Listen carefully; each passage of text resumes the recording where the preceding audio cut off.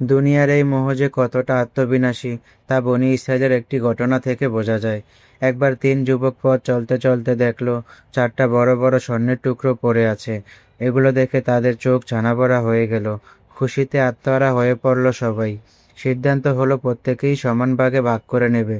কিন্তু এতে মন ভরল না কারো। তাই প্রত্যেকেই ভাবনা শুরু করে দিল কি করে সবগুলো স্বর্ণ হাতিয়ে নেওয়া যায়। কিছুক্ষণ একজনকে বলা হলো, তুমি বাজার থেকে আমাদের জন্য খাবার নিয়ে এসো। তাদের কথা মতো সে বাজারে গেল, খাবার আনলো। এদিকে বাকি দুজন মিলে ফন্দি আঁটলো, বদমাসটা খাবার নিয়ে এলে তাকে মেরে ফেলতে হবে, তাহলে দুজনের দুটো করে স্বর্ণের টুকরো পাবো। অন্যদিকে যে খাবার আনতে গেল সেও ভাবলো খাবারের মধ্যে বিষ মিশিয়ে দিলে খেয়ে দুজন মারা যাবে, তাহলে আমি একাই চার চারটা স্বর্ণের টুকরো পেয়ে যাব। এভাবেই লোভে অন্ধ হয়ে তারা নিজ নিজ সাথীকে হত্যার ফাঁদ পাতল।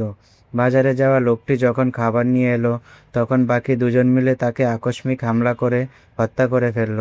পথের কাটা শেষ। এবার খানাপিনা সেরে বিশ্রাম নেওয়ার পালা।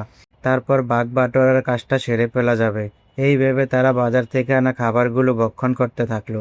কিছুক্ষণ পর বিষ যখন তার আপন ধর্ম পালন শুরু করলো তখনই তারা বুঝলো খাবারে বিষ মিশানো ছিল। কিন্তু ততক্ষণে তাদের জীবন ঘণ্টা বাঁচতে শুরু করেছে। তারাও প্রথম বন্ধুর ভাগ্য বরণ করলো। বিজন ভূমির ওপর পড়ে থাকলো তিনটি তাগড়া যুবকের লাশ, আর পাশে মালিকানাবিহীন চার টুকরো মহামূল্যবান স্বর্ণ। এই তো দুনিয়া, এই তো দুনিয়া লোভের পরিণতি। এটাই প্রতিহিংসা আর চাহিদার প্রতি অসুস্থ প্রতিযোগিতার ফল।